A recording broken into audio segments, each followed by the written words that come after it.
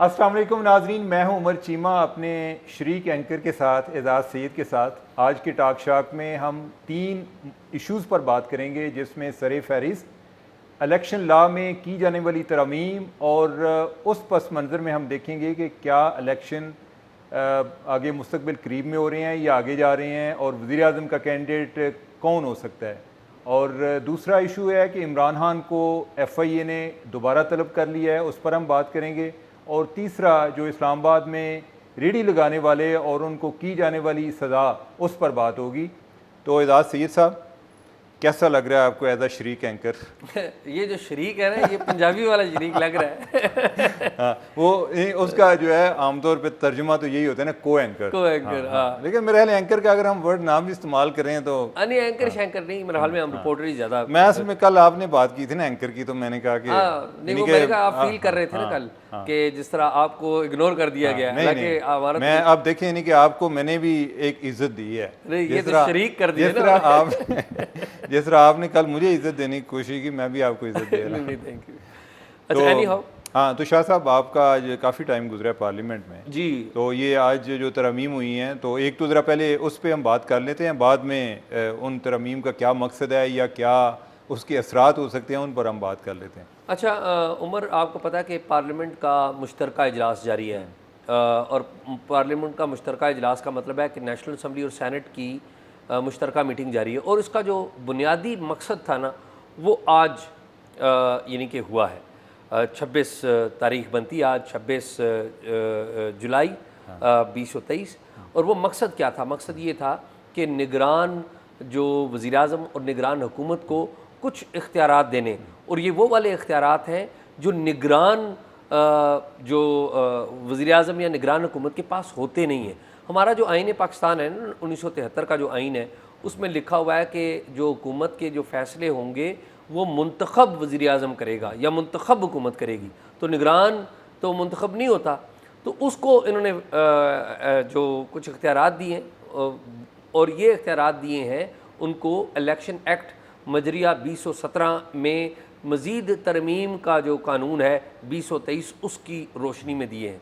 उनमें जो सबसे अहम क्लाज़ है ना, जो कि निगरान हुकूमत के हवाले से है, वह क्लाज़ है 230 उस क्लाज़ में जो इख्तियारात पहले दिए गए थे कि जी कौमी मफाद में कोई अहम फैसले ले सकता है। लेकिन आज सुबह हुकूमत का एक इजलास हुआ, एक कमेटी के अंदर बंद कमरा इजलास हुआ पार्लियामेंट हाउस के अंदर ही, जिसमें सारी सियासी जमातों को बुलाया गया, PTI को भी बुलाया गया। तो उसमें सलीम मांडवी वाला, जो कि पाकिस्तान पीपल्स पार्टी के रहनुमा हैं, सेनेटर भी हैं, उन्होंने उसके एतराज़ात को दूर करने के लिए एक अमेंडमेंट, यानी कि वो जो पहले तो लिखा हुआ था ना मुल्की मफाद में, अब मुल्की मफाद की तशरीह किसने करनी है ये तो कोई भी नहीं कह सकता ना, हर बंदे की तशरीह अपनी है। तो उन्होंने उसको कंसाइज़ कर दिया। मिसाल के तौर पे उन्होंने 230 को जो कंसाइज़ किया, जिसको बाद में पार्लियामेंट ने मंजूर भी किया, वो क्या किया? उन्होंने कहा कि जी जो निगरान हुकूमत होगी वो दो तरफ़ा जो मुख्तलिफ ममालिक के साथ जो बायलैटरल अमूर हैं जो पहले से मौजूद हैं उनके ऊपर, और फिर कसीरुल जहती यानी कि मल्टीलैटरल जो मौजूद हैं इशूज़, उनके ऊपर फ़ैसला साजी कर सकेगी निगरान हुकूमत। फिर साथ ही साथ उन्होंने बीच में जो कानून पास किया गया उसमें ये लिखा गया है कि जो पहले से मौजूद हैं मंसूबे, प्रोजेक्ट्स जो मौजूद हैं, फिर जो जिसे कहते हैं ना पब्लिक प्राइवेट पार्टनरशिप एक्ट, उसके बारे में, और फिर एक और है प्राइवेटाइजेशन कमीशन का जो कानून है, तो उसके ऊपर जो निगरान हुकूमत है वो फ़ैसला कर सकती है। अब पब्लिक प्राइवेट पार्टनरशिप का जो लॉ है उसके बारे में तो मेरे पास कोई उसकी डिटेल नहीं, लेकिन मुझे लगता ये है कि ये प्राइवेटाइजेशन कमीशन का जो कानून है, जो इख्तियार दिया गया है निगरान हुकूमत को, वो मेरा ये ख्याल ये कहता है कि निगरान जो हुकूमत होगी या निगरान जो वज़ीर आज़म होगा, वो इस कानून के तहत मुमकिन है कि बड़े अकलीदी फ़ैसले ले ले। आपको पता है कि पाकिस्तान में स्टील मिल्स जो है ये एक सफ़ेद हाथी बन चुका है। इसकी अर्निंग नहीं है जितना कि अखराजात हैं। वैसे तो आपस की बात है, पाकिस्तान रेलवे का भी यही हाल है, PIA उसका भी यही हाल है। तो मुमकिन है कि निगरान हुकूमत इस कानून के इख्तियार के साथ वो इन इदारों के बारे में जिनके बारे में कोई मुंतखब हुकूमत कोई बड़ा फ़ैसला कड़ा फ़ैसला नहीं ले पाती, तो मुमकिन है कि वो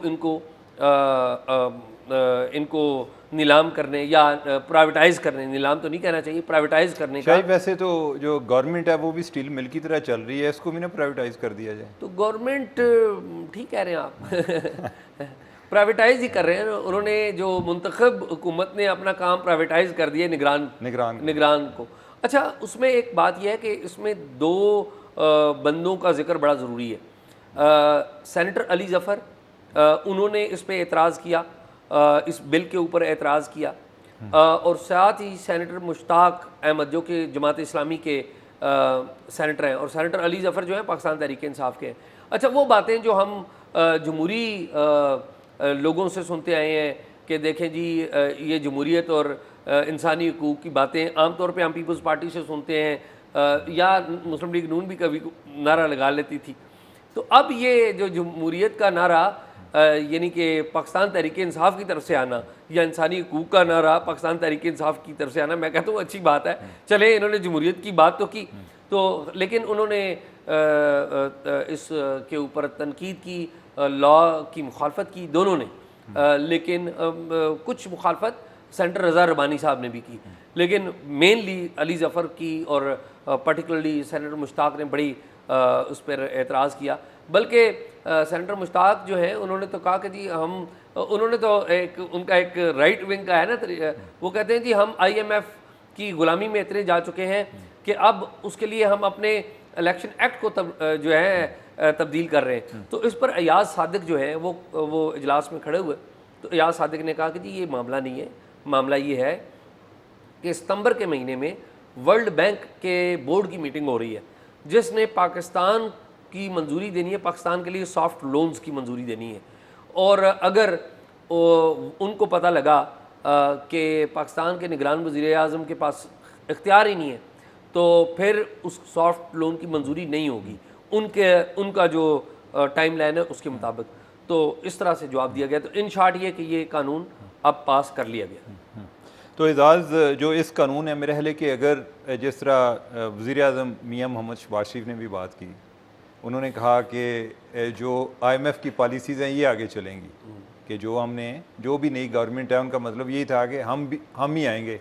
लेकिन मेरे ख्याल है कि जो भी गवर्नमेंट आए अब यही करना है, और इस मौके पे अगर कोई तमाम पार्टीज़ जो हैं वो चार्टर ऑफ इकानमी पे सोच लें, तो एजाज़ जिस हद तक हमारी इकानमी पहुंच चुकी है, एक तो ये है कि महंगाई को कोई इतना कंट्रोल नहीं कर सकता सिवाय इंतखाबी नारों के, और दूसरा ये है कि अगर रिफॉर्म्स करनी है तो जो आज तक हमने जो एक कर्ज़ का जो हमें नशा लगा हुआ था, अगर हमने किसी तरह से निकलना है तो उसके लिए इन्हें रिफॉर्म्स तो करनी पड़ेंगी। लेकिन ये जो तरमीम हुई हैं, इससे मुझे दो चीज़ें जो अय्यां हो रही हैं। एक तो ये है कि इसहाक डार साहब पे बड़ी तनकीद हो रही है, लेकिन मुझे ये लग रहा है कि इसहाक डार जो है ना वही प्राइम मिनिस्टर आ रहे हैं, क्योंकि ये सारी बातें इकानमी की हो रही हैं, और आप ये भी कह रहे हैं जी कि इन पॉलिसीज़ का तसलसल होना चाहिए। तो ऐसा बंदा जो कि पहले करता रहा है, यानी वो आएगा, इसहाक डार आएंगे, या अगर इसहाक डार ना आए तो इसहाक डार का कोई बड़ा करीबी किस्म का आदमी उसको ये प्राइम मिनिस्टर लगा देंगे कि वही सारा एजेंडा, अगर लेट से कि अगर कोई हफीज़ शेख साहब को ले आते हैं या किसी और को, तो उनकी एक अपनी एक थिंकिंग हो सकती है ना, वो कहेंगे जी मैं फलाबाद से एग्री नहीं करता, मेरा नहीं ख्याल कि हमें ये करनी चाहिए। तो अब यही है कि जो होगा बंदा कोई इसी वन पेज से, यानी मोस्ट लाइकली पहली जो है, अभी भी नाम जो आपने भी जिस तरह पहले जिक्र किया था इसहाक डार साहब का, मुझे अभी भी ये लग रहा है। अच्छा, वो मैंने तो जिक्र किया था या शहबाज राना ने भी जिक्र किया था। फ्रैंकली मेरी जो बात है उसके ऊपर पीपल्स पार्टी ने एतराज़ किया कि उन्होंने कहा जी हमसे तो वो शेयर नहीं किया गया। लेकिन मुझे अभी पता लगा कि जून के महीने में साले जाफ़र जो हैं, जो जंग में और द न्यूज़ में आपके कलीग हैं, उन्होंने एक मजमून लिखा हुआ है, और उन्होंने भी जो मुस्तकबिल का वज़ीर आज़म के लिए जो नाम सजेस्ट किया वो एक ही नाम लिखा हुआ है, वो इसहाक डार है। ये मेरे लिए नई बात। और ये आप जो इस टाइम शहबाज राना, एजाज सैयद नहीं और साले जाफर साहब, नहीं मेरी बात सुने ना, यानी कि आप तीन मोतबर जो जर्नलिस्ट हैं एक बात कर रहे हैं, तो मुझे ये लगता है। और वैसे बाइदा भी आज मैंने फरजुल्लाह बाबर साहब का एक ट्वीट देखा, तो उन्होंने कहा जी कि ये जो खबर प्लांट की जाती है, ये बड़ा मुझे ऑफेंसिव वर्ड लगा। और मेरे ख्याल है कि बाबर साहब को, जिस तरह के वो सुलझे हुए और मोतबर आदमी हैं, उनको ये इस्तेमाल नहीं करना जी। प्लांट का मुझे समझ नहीं लगती, जैसे पता नहीं को आके सर में इंजेक्शन लगाते हैं, प्लांट की जाती है। भाई खबर जो है इन्फॉर्मेशन है ना, किसी ने दी, और हम सारा दिन इन्फॉर्मेशन की तलाश में होते हैं। हम तो सोच रहे होते हैं भाई प्लांट करो, किस किस के पास है कोई हम रेडी है कि हाँ, तो प्लांट करो। ये प्लांट का क्या, ये बड़ा जो है ना ऑफेंसिव। और जब ये खुद फरदुल्लाह बाबर साहब या पीपल्स पार्टी के हमारे दोस्त हमें इंफॉर्मेशन शेयर करते हैं, तो वो हमें प्लांट कर रहे होते हैं। तो या ये है कि जिनको इन्होंने कहा होगा जी कि ये फेक है, वो भी प्लांट करे, फिर तो ये प्लांट हर जगह पे लगेगा। ऐसे ही। तो एक तो ये बात होगी, और दूसरा एजाज कि मुझे ये इलेक्शन इतनी जल्दी होते नज़र नहीं आ रहे।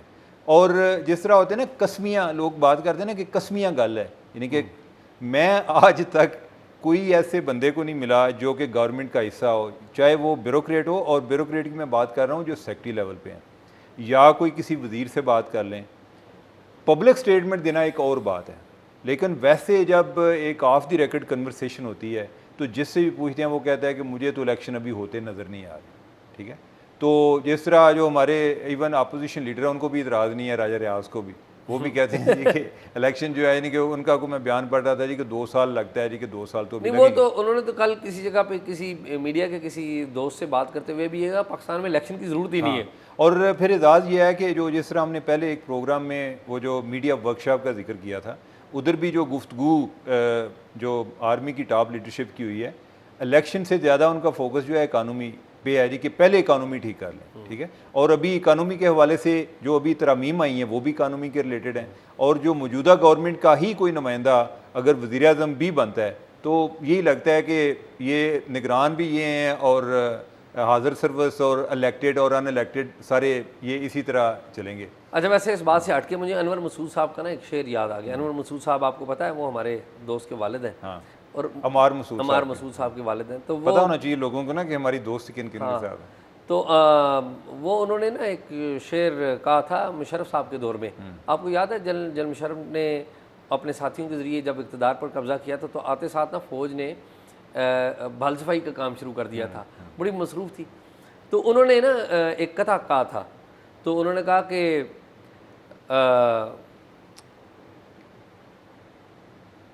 देखो मैं भूल गया बादशाह जी, अभी आया आपने ना, अगर आपको याद आए ना मुझे, आपने बाद में बताना, मैं आपको कुछ दवाई लेकर देता हूँ। ठीक है, तो आपकी याददाश्त ठीक हो जाएगी। नहीं, बड़ी ज़रूरी है वो। उसका जो दूसरा शेर है, उन्होंने कहा, कहते हैं कि बड़ी ज़ोर आजमाई कर रही हैं, बड़ी मसरूफ़ हैं फ़ौजें हमारी, धड़ाधड़ बल सफाई कर रही हैं, कोई इस तरह से था, बड़ी मसरूफ़ है बादशाह जी, यानी कि जब आप भी जिक्र करते हैं इस तरह के, आपको शेर भूल जाते हैं। तो वैसे ये है कि अभी तो वो ज़राअत पे काम कर रहे हैं, अल्लाह ताला उन्हें कामयाब करे। और महकमा ज़राअत की बातें 2018 से शुरू हुई थी, 2023 में बाकायदा काम शुरू हुआ है।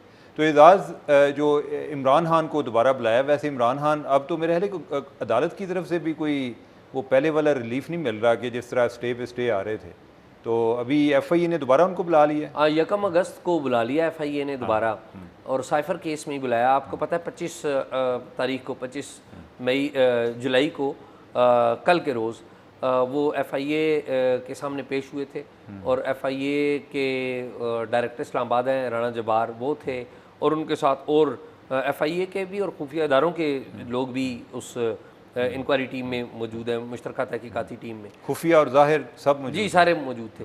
और वहाँ पे बड़ा सवाल जवाब हुए, तकरीबन कमोबेश 3 घंटे वहाँ पर बैठे रहे। और एक तो ये कि साइफ़र के बारे में उन्होंने अपनी बातें दोहराई कि साइफ़र था, और ये इस तरह से ये बातें हुई हैं, और फिर जनरल बाजवा का नाम भी वो लेते हैं, और फिर बताते हैं कि मुझे इस तरह से मालूमात मिली, जो पुरानी बातें हैं, कोई रिपीट करने वाली बात नहीं। लेकिन जिन बातों का जवाब वो नहीं दे पाते, वो ये है कि जब उनसे पूछा जाता है कि भाई आप ने वो जो लेटर दिया था आपको 9 तारीख को, 9 मार्च को 2022 को आपके प्रिंसिपल सेक्रेटरी ने, आज़म खान ने, वो किधर गया, तो उसका जवाब जो है ना मुतमिन नहीं कर पाए खान साहब। और अभी 1 अगस्त को इनको बुला लेना ये बड़ा अहम है। मेरी इतलात के मुताबिक खाली इनको ही नहीं बुला रहे, जो फवाद चौधरी हैं उनको भी बुला रहे हैं। अच्छा, और कुछ और लोगों को भी, मेरे ख्याल में साबिक सेक्रेटरी जो आज़म खान फॉरेन ऑफिस है, अच्छा फॉरेन ऑफिस को भी सोहेल बुलाए महमूद जी, उनको भी बुला रहे हैं, सेक्रेटरी खारजा को भी शायद बुलाएंगे। इनको तो फिर क्रॉस एग्जामिन कर रहे हैं। जी जी जी, और कुछ सवाल देखे ना इन्होंने जो सवाल जवाब हुए तो कुछ और सवाल पैदा हो गए, और आज़म खान को भी बुला रहे हैं। अच्छा जी जी जी, तो ये सारा कुछ हो रहा है, और यू नेवर नो, अभी तो बॉटम पे पहुंच गया ना मामला, अब तो एंड पे पहुंच गया। उसने मुझे ये लगता है कि जो तोशा खाना वाला मामला है उसके ज़्यादा से ज़्यादा 4 दिन रह गए हैं, यानी कि जुम्मे तक, यानी यू नेवर नो कि जुम्मे तक फैसला हो जाए और इमरान खान डिसक्वालीफाई और गिरफ्तार हो जाए, पॉसिबल है, ठीक है। और अगर ये नहीं होता, फ़र्ज़ करें जुम्मे तक नहीं होता, तो जिस केस में वो गिरफ्तार हो सकते हैं वो फिर FIA वाला केस होगा 1 अगस्त। और मेरे ख्याल जो हम इलेक्शन पे पहले बात कर रहे थे वो भी लिंक्ड है, यानी कि उसका तल्लक भी इमरान खान की गिरफ्तारी से है कि जब तक इमरान खान गिरफ्तार नहीं होना इलेक्शन भी नहीं होना। नहीं, एक तरफ ये है कि इलेक्शन ताख़ीर का शिकार होंगे, दूसरी तरफ ये है, मेरा ये ख्याल है कि इलेक्शन का फ़ैसला जब नवाज शरीफ ऐलान करेंगे ना जी मैं आ रहा हूँ, और उनको क्लीन चिट मिल जाएगी, तो ये भी एक ब्लू लिटमस टेस्ट है कि इलेक्शन कब होंगे।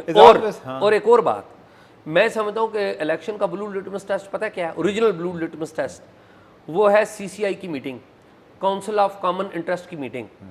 काउंसिल ऑफ कॉमन इंटरेस्ट आईन पाकिस्तान के तहत वज़ीर आज़म और चारों वज़राए आला बैठते हैं और वो रोड मैप तय करते हैं। अब उसकी मीटिंग होनी थी, पहले तो सुन रहे थे कि 25 तारीख को हो रही है, लेकिन वो नहीं हो रही। मेरी कुछ अफसरों से मुलाकात हुई कल, जो कि CCI के थे, तो उनसे मैंने पूछा, मैंने कहा कब है, कहते हैं अभी गवर्नमेंट ने हमें बताया नहीं, अभी ज़ाहिर 8-10-12 दिन रह गए। तो इस दौरान जब CCI की मीटिंग होगी ना, तो CCI की मीटिंग में अगर फैसला हो गया कि हमने नया सेंसस कराना है, या वो जो सेंसस हुआ है उसके ऊपर हमने नई अलकाबंदी करानी है, तो फिर इसका मतलब है कि इलेक्शन डिले हो गया। तो ब्लू लिटमस टेस्ट इलेक्शन के डिले का CCI की मीटिंग के फैसले होंगे। शाही, आपने वैसे आज ब्लू लिटमस टेस्ट की बड़ी बात की है, क्या आपने पूरा आप ब्लू हुए हैं, आपके अल्फाज भी इसी तरह, क्या मामला है? ये आपस की बात है, ये हमारा जो सेट है उसमें भी ब्लू जो है ना डोमिनेंट है, और आपने मेरे ख्याल में जीन्स भी ब्लू कलर की पहनी शाही, मेरा जो है शर्ट ये भी जो है ना ये ब्लू है। हाँ, तो मैं ब्लू नज़र आ रहा है ना, तो ब्लू कर रहे हो। अच्छा, तो अच्छा रेडी बानो के हवाले से, यार रेडी बानो के हवाले से भी अहम ये है, और बड़ी तकलीफ दे बात है ये, मैं तो चाह रहा था कि यार इसको पहले हम सबसे डिस्कस करें, और ये बड़ा अलमी है कि हम मजबूर हो जाते हैं। वैसे हमें मजबूर नहीं होना चाहिए, क्योंकि एजेंडा मेरे और आपके हाथ में है कि हमने कौन सी चीज़ पहले डिस्कस करनी है और कौन सी, और कोशिश हम करें कि जो पब्लिक के इश्यूज़ हैं डायरेक्टली उनको हम पहले इश्यूज़ में, ये जो एलिटिस्ट थिंकिंग है ना हमारे मीडिया में भी, हमारे लोगों की, उससे ज़रा हमें निकलना चाहिए कि जी पहले वज़ीर आज़म और सियासी जमातों का है, फिर इमरान खान आ गए, आर्मी आ गई, ये वो, इनसे निकल के जो इश्यूज़ है पब्लिक के उनको पहले नंबर पे डिस्कस करना होगा। ठीक है जी। और मैं अगर कहीं डेविएट हूँ तो आपने याद कराना है, और आप हो तो मैं आपको याद जब आप कभी मुनहरफ हों तो मैंने आपको पकड़ना है कि जी जी ये जी आप जा रहे हैं जी जी। दूसरी तरफ। अच्छा, अब एक साहब है, उनका नाम है फरमानुल्लाह, 11 तारीख को, 11 जुलाई को, ये इधर हमारे फैसल मस्जिद में इसके इर्द गिर्द उन्होंने कुल्फ़ी की रेडी लगाई हुई थी। आपको पता है कुल्फ़ी की रेडी लगाते हैं लोग, वहाँ पर टूरिस्ट आते हैं तो उनको वो फ़रोख्त करते हैं, अपना घर बार चलाते हैं। 5 बच्चे हैं इस बंदे के, फरमानुल्लाह के। बर्मा टाउन है इस्लामाबाद में, लहतरा रोड पे एक एरिया, उस पे इन्होंने लगाई हुई थी, कुल्फ़ी की रेडी लगाई हुई थी। इसे इन साहब को CDA के लोगों ने पकड़ लिया कि तुम तो इंक्रोचमेंट तुम कर रहे हो और गैर कानूनी तौर पे ये काम कर रहे हो। इनको गिरफ़्तार करके CDA के जो मैजिस्ट्रेट हैं आसिफ साहब, सरदार आसिफ है उनका नाम, उनके सामने इनको पेश कर दिया गया। अब उनको मैजिस्ट्रेट साहब जो हैं उनके सामने जब पेश हुए ये साहब, तो इनको क्या किया गया कि कमो बेश 3 साल की सज़ा और गालबन 2-2.5 लाख रुपये जुर्माना, कोई इतनी लाखों रुपए में जुर्माना, 5 लाख शायद 5 है या 2.5 है, शायद 5 है, यू राइट, सॉरी, 5 लाख रुपया उनको जुर्माना कर दिया गया। और ये CDA का हाल ये है कि एक छोटा शख्स, एक कमज़ोर आदमी उसकी इंक्रोचमेंट के ऊपर और उसके ऊपर आप देख रहे हैं, और इनको ये सख्त लफ्ज़ इस्तेमाल कर रहा हूँ लेकिन मुझे ये कहने दीजिए कि चाहे ना कहें, नहीं उमर, नहीं, मुझे मजबूर है, मुझे मैं सख्त जरा थोड़ा आप ये नरम कर लें। देखें इंक्रोचमेंट, इनको यहाँ पर बड़े बड़े होटल हैं, यहाँ पर 5 स्टार होटल हैं, 4 स्टार होटल हैं, ये मैरियट का या और बाकी जो होटल, इनकी encroachment time to time discuss होती रही है। लेकिन वैसे मैरिट की तो ख़त्म नहीं होगी अब मैं जाता हूँ बाहर जगह नहीं मिलती, वो कहते हैं जी उधर पार्किंग नहीं, वो फिर भी वो जो मैरिट के सामने जो पार्किंग का इशू आज भी है, अच्छा, कि वहाँ पर गाड़ियाँ खड़ी हो जाती हैं, उसके ऊपर है इशू। एनी हाउ, तो फिर बड़ी बड़ी मार्केटें हैं, सुपर मार्केट, जिना सुपर मार्केट, वहाँ पर इनको नज़र नहीं आता, इनको कमज़ोर आदमी नज़र आता है। जो चेयरमैन, अच्छा अब देखें नूरुल अमीन मैंगल, उनके बारे में मेरी बड़ी अच्छी यानी कि एक राय डेवलप हुई कि वो घूम फिर रहे हैं, चीज़ें देख रहे हैं, लेकिन ना वो एक टिपिकल माइंड सेट है अफसरी का कि मैंने ना अफसरी बनानी है, ट्वीट कर देनी है, ट्विटर के ऊपर मैंने एक्टिव रहना है और दिखाना है कि जी मैं बड़ा लोगों का दर्द है। चले होगा भी, मैं किसी को जज नहीं कर, और कुछ काम भी उन्होंने किए हैं, फ्रैंकली अच्छे काम भी किए हैं, लेकिन अब आप देखें इस माइंड सेट की सपोर्ट में वो आगे खड़े हो गए कि जी ये भत्ता लेता है, ये जो शख्स है फरमानुल्लाह, ये भत्ता रहता है, 5 बच्चे हैं उसके, जरा जाके उसका घर देख लें, जो भत्ता लेता है जरा उसका जाके घर देखें, ये चेयरमैन साहब जाएं और उसका घर देखें, और जाके जरा अपना काम और अपने इदारे का काम तो देखें कि बड़े बड़े लोगों को तो आप हाथ नहीं लगाते, और आपको ये नजर आ गया, जरा हिम्मत करें ना, जाके लगाएं हाथ, ये जो बड़े बड़े प्रॉपर्टी टाइकून है यहाँ पर, लगाएं हाथ उनको, या बड़े बड़े और बिजनेस होल्डर लगाएं हाथ, और फिर पता लगे कि आप कितने सारे पावरफुल हैं। ज़रा इस मुल्क पर रहम करें, गरीब आदमी का जीना आसान करें। ठीक है, जो इंक्रोचमेंट हो रही है उसको ख़त्म करना भी आपका काम है, दैट इज़ एडमिटेबल, ठीक है, लेकिन आप ये करें कि NDMA सबको उठाए और उनके छोटे जो छाबड़े हैं वो उठा के उनको ख़त्म कर दे, और जो बड़े बड़े कारोबार हैं वो इसलिए वहाँ पर है क्योंकि आपको खून आता है और काम एक तो जो आपका ये पॉइंट है ना कि ताकतवर लोगों पे हाथ नहीं डाल दे, ये तो बिल्कुल दुरुस्त है, और हमारा जो ये इंक्रोचमेंट है हमारा एक नेशनल कैरेक्टर है कि जो भी आपके घर के साथ जगह हो, आप देख लें जो अमीर लोग हैं उन्होंने काबज़ हुए हैं, और इसी तरह जिस तरह आप दुकानों की और होटल्स की बात कर रहे हैं उधर भी ये मसला चल रहा है। लेकिन ये जो केस है और जो आपने ट्वीट की बात की, वो चेयरमैन CDA की मेंगल साहब की, वो उनका जो मुझे भी यानी कि मेरी नज़र से वो ट्वीट गुजरा, वो उसमें उनका पॉइंट ये था कि ये बंदा जो है इसने अपना इतराफ़ी बयान दिया है कि इसने आगे कोई 3-4 रेडियां वाले उधर और लगे हुए हैं और उनसे ये पैसे लेता है। अच्छा, इसमें एक चीज़ एजाज़ वैसे काबिल ज़िक्र है कि जो ये बंदा पकड़ा गया है या सज़ा भी इसको हुई है, बाकी लोग भी थे उधर, उनको सज़ा नहीं हुई, ठीक है, तो लिहाजा इसके पार्ट पर जो है ना ये देखें वो अपने लेवल पे वो अगर उस बंदे का इतराफ़ी बयान भी मौजूद है, मेरा नहीं ख्याल कि उससे कोई ऐसा पॉलिटिकल इशू था, कोई आजम खान तो नहीं था ना, वो क्या नाम है उसका, फरमानुल्लाह, ठीक है, फरमानुल्लाह था, कोई आजम खान तो नहीं था कि उसे कोई ज़बरदस्ती कोई इतराफ़ी बयान लेना था। लेकिन अगर उसने इतराफ़ी बयान दिया है तो शायद वैसे वो भी काम तो ठीक नहीं कर। अच्छा, अगर इतराफ़ी बयान दिया है ना, इसी बात पे ले लें, जिन मजिस्ट्रेट साहब ने फरमानुल्लाह को सज़ा दी है ना, ये चंद माह पहले इन्होंने इस्लामाबाद हाईकोर्ट को एक ख़त लिखा हुआ है, रिकॉर्ड पे है वो ख़त, और ख़त क्या लिखा हुआ है, उन्होंने कहा हुआ है कि मेरे ऑफिस को CDA ATM के तौर पर इस्तेमाल करता है और मुझे मजबूर किया जाता है बेगुनाह लोगों को जुर्माने करने के ऊपर।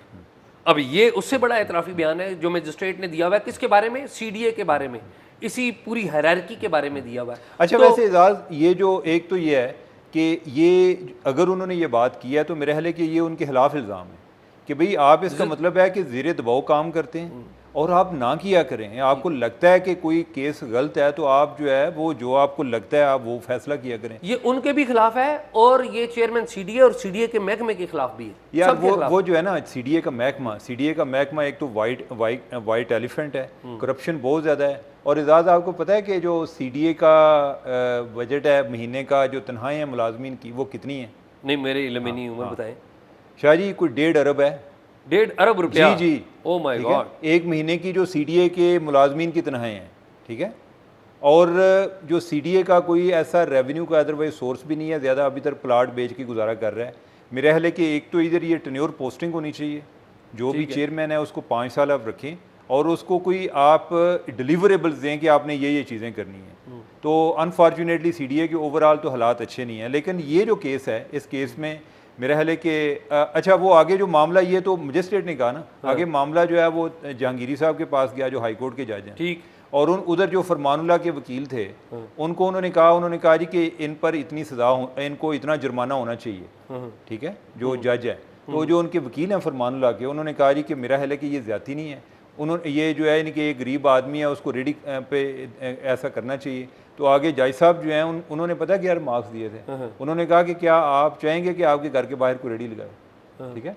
तो मेरा ख्याल है कि इसमें जो है अगर बाकी लोग जो हैं रेडी लगाने वाले, उन पर ये सज़ा नहीं हुई, इस पर जो ज़्यादा सज़ा है ना वो रेडी लगाने की वजह से नहीं हुई, इस पे जो बताहोरी की वजह से हुई है कि आप जो है तू अपनी रेडी ला, तो आगे जो 4 लोग हैं उनकी रेडियां भी लगाई हुई हैं। अच्छा उमर, मैं अर्ज़ ये कर रहा हूँ कि पहली बात तो ये है कि ये केस जो मेरी इतलात के मुताबिक सामने लाया है ना, वो उमर एजाज गिलानी लॉयर है, वो लेके आए। And we should appreciate such people कि जो अपना इन जो पब्लिक इश्यूज़ के ऊपर जो अवामी, जो गरीब आदमी का इशू है उसको लेके आए हैं। तो उमर एजाज गिलानी साहब की हमें वी शुड अप्रिशिएट, नंबर 1।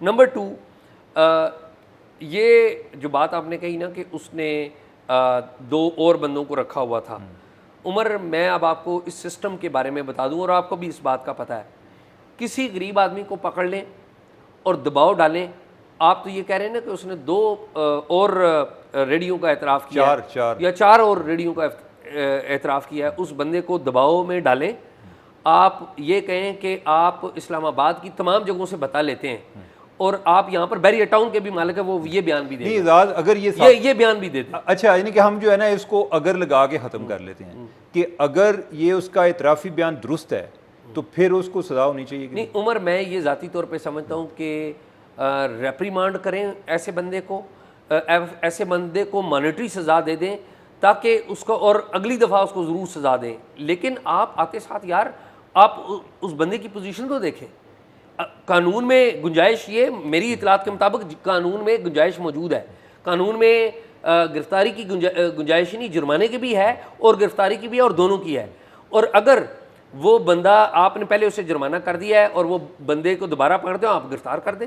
लेकिन ये है कि अगर यानी वो बात हमारी लंबी हो गई है, लेकिन अगर इस इतराफ़ी बयान को दुरुस्त मान लिया जाए तो इसका मतलब है कि जो बाकी 4 लोग हैं उनको तो सज़ा नहीं हुई, सिर्फ रेडी लगाने को इतना बड़ा क्राइम नहीं किया गया, जो उसका आगे बते वाला मामला है वो उसको संगीन तस्वर किया गया है। तो एनीवे मेरा ख्याल है कि जो हम अगर इसको दुरुस्त मान भी लें तो मेरा ख्याल है कि जो म्यार ये इस फरमानुल्लाह के बारे में CDA ने रखा है, ये जो बाकी बड़े बड़े इनक्रोचर्स हैं, जो बड़े बड़े कब्ज़ा ग्रुप हैं, उनके बारे में भी वो एक म्यार अप्लाई करें ताकि जो पाकिस्तान है या यानी कि इनका जो एक जुरिस्डिक्शन है वो इस्लामाबाद है, इस्लामाबाद जो है वो कब्ज़ा ग्रुपों से उसी जान छुटे।